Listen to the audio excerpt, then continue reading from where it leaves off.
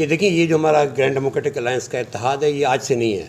ये 2017 में हमने पहली दफ़ा बनाया। और अगर आप सिंध की तारीख़ देखें तो जितने भी और ख़ासतौर पर लियाकत साहब ज़्यादा गवाही देंगे इस बात की कि जितने भी इत्तेहाद बने वो इलेक्शन की हद तक थे और इलेक्शन के बाद टूट गए। ये वाहिद इत्तेहाद है पीर साहब की सदारत में जो कि चल रहा है गुज़श्ता तकरीबन 10 सालों से, और मैं समझता हूँ कि एक बहुत बड़ी हमारी अचीवमेंट है। जहाँ मैं बहुत से लोग क्रिटिसाइज़ भी करते हैं कि भाई जीडीए ने क्या किया, जीडीए की क्या एक्टिविटी होती हैं, फंक्शनल लीग की क्या एक्टिविटीज़ होती हैं, लेकिन एक चीज़ मैं आपको ज़रूर कहूँगा कि ये जो इत्तेहाद चला है ये सिंध की सियासत में पहली दफ़ा हुआ है। तो मैं समझता हूँ कंसिस्टेंसी हमारे अंदर रही है। ये और बात है कि इलेक्शन के नताइज किस तरह बने,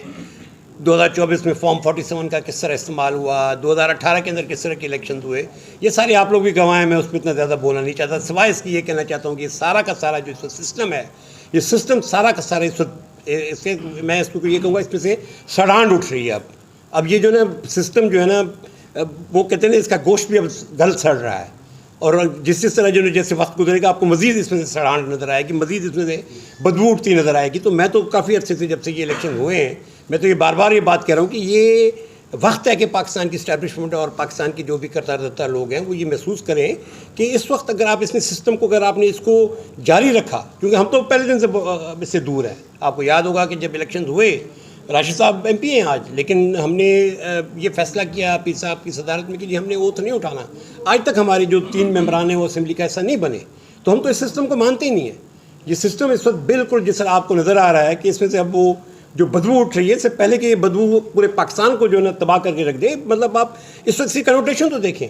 इंटरनेशनल लेवल पे क्या कनोटेशन आ रही हैं, हमारे इंटरनेशनल ताल्लुकात किस तरह जो है ख़राब हो रहे हैं, हमारे नेशनल लेवल पे किस तरह की जो है इस वक्त जो है एक हैजानी कैफियत है। आप लोग ज़्यादा बेहतर समझ रहे हैं। सोशल मीडिया, टेलीविज़न चैनल, पहले कहते हैं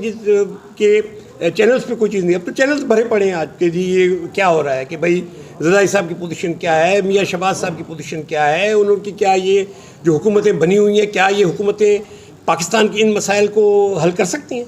यकीनन नहीं। तो हम तो पहले दिन से इस बात का जो है ना ये इरादा करते चले हैं कि इससे पहले कि ये सिस्टम जो है ना पाकिस्तान को जो है ना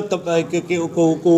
मज़ीद ख़राब करना शुरू कर, बेहतर है कि सिस्टम से हम ख़त्म करें, एक नए इलेक्शन प्रोसेस में जाएं, एक नए इलेक्शन प्रोसेस के ज़रिए एक फेयर मैंडेट के ज़रिए नई हुकूमतें बने जो कि पाकिस्तान के मसाइल को हल कर सकें।